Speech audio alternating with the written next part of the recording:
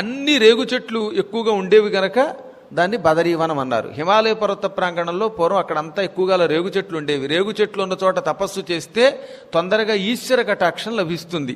అందుకని నరనారాయణులు శివానుగ్రహం తొందరగా పొందడానికి బదరీవనంలో తపస్సు చేశారు. మీరు ఎప్పుడైనా వీలుంటే అమావాస్య నాడు గ్రహణం వచ్చినప్పుడు, గ్రహణం వచ్చి విడిచిన తర్వాత అన్నమాట, రేగాకులు పట్టుకొచ్చి శివలింగం మీద పెడితే చాలా తొందరగా శివుడు దర్శనమిస్తాడు. ఇది మంత్రశాస్త్రంలో చెప్పబడిన కిటుకు అన్నమాట. తొందరగా శివుడు అనుగ్రహం పొందాలంటే, ఐశ్వర్యం రావాలంటే, దారిద్ర్యం తొలగాలంటే దానికి బదరికావనానికి వెళ్ళవలసిన అవసరం కూడా లేదట. కేవలం బదరి ఆకులు 11 ఆకులు పట్టుకొచ్చి శివుడి మీద పెట్టమన్నారు.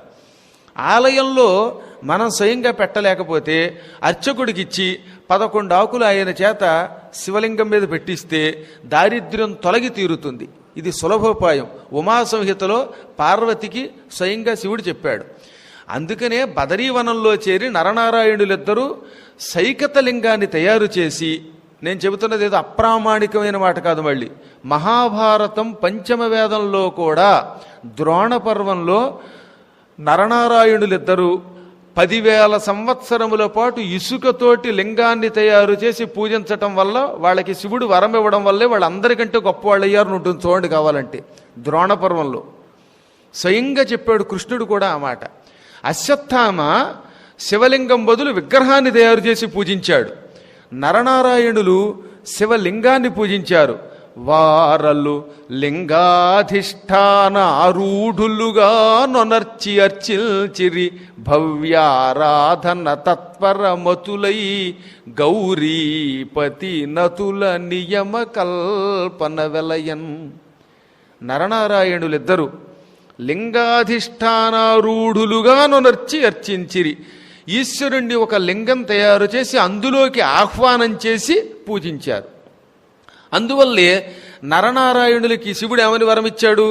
యుద్ధం వస్తే నన్ను కూడా జయించే శక్తి మీకు ఇచ్చాను అని వరం ఇచ్చాడు. కానీ అశ్వత్థామకి కేవలం కొన్ని అస్త్రాలు మాత్రమే ఇచ్చాడు. అందువల్లే అర్జునుడు పాశుపతాస్త్రం కోసం శివుణ్ణి పూజించినప్పుడు శివుడితో యుద్ధం చేసి ఆయన్ని కూడా మెప్పించగలిగాడు. అది శివుడిచ్చిన వరం. యుద్ధం అంటూ వస్తే నన్ను కూడా మీరు జయించగలరు అని వరం ఇచ్చాడనమాట. కొంచెం సౌండ్ పెంచడానికి ఏమైనా అభ్యంతరం ఏమైనా ఉందండి?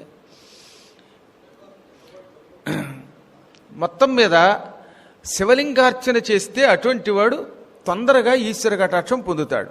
అందున ఇంకా తొందరగా శివానుగ్రహం పొందడానికి దాని మీద రేగు ఆకులు పెట్టండి అన్నారు. 11 ఆకులకి తక్కువ కాకుండా ప్రతి పర్వదినములలో, అంటే అమావాస్య, గ్రహణాలైన మరునాడు శుద్ధైన తర్వాత, సంక్రాంతులు, విషువత్తులు, ఈ కాలంలో తప్పక రేగు ఆకులు పెట్టండి.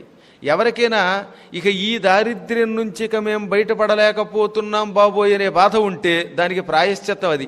అందులోనూ కపిల తీర్థం దగ్గర కపిలేశ్వర స్వామి ఉన్నాడు. ఆయనకి బదరీ పత్రాలు ఇస్తే ఇంకొంచెం తొందరగా ఫలితం ఎక్కువ వస్తుందని కూడా వెంకటాచల మహాత్మ్యం చెబుతున్నది. అందుకని వీళ్ళు